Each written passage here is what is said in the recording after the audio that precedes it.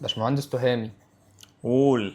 عايزينك تجاوبنا على كام كومنت سريع كده. قول يا باشا.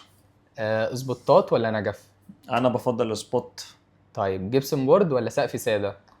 جيبسون بورد عشان بيملى الفراغ كله. طيب لون دافي ولا لون بارد؟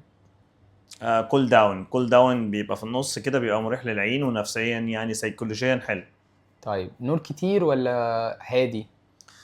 نور كتير ولا هادي؟ لا طبعا يعني متوسط، ما تعملش كده ولا كده، لان انا لما بيجي لي يعني هو انا بفضل الاضاءه الهاديه. بس انا لو عندي مناسبه او عيد ميلاد هعمل ايه؟ هجيب كشافات واجر واعمل كهرب العمده يعني، ولا اعمل ايه؟ لا، يبقى انا عندي الاضاءه متوسطه، وقت ما انا محتاجها انورها ومش كتير عشان يبوظ لي حجم شكل السقف يعني. طيب دهانات ولا ورق حائط؟ طبعا طبعا دهانات.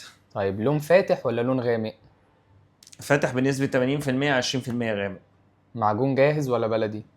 معجون جاهز مهما كان البلدي هي دي ده مشاكله كتير. دهان مطفي ولا لامع؟ مطفي طبعا، او ربع لمعه يعني، لو انت حابب اللمعه يبقى ربع لمعه. طيب بالنسبة للمطابخ ألمونيوم ولا خشب؟ 95% طبعا. انا بفضل الخشب، لان الثمره فيها روح مهما كان الالومنيوم، وناس كتيره قوي بتعمله. بس انا بفضل الخشب. أرضية سيراميك ولا بورسلين؟ الاتنين. بورسلين في المساحات الكبيره، سيراميك في المساحات الصغيره، لان هي مش محتاجه تبقى يعني اكتر من كده يعني. تمام. مقاول بقى ولا مهندس؟ طبعا مهندس، لو انت حابب الموضوع يطلع بروفيشنال.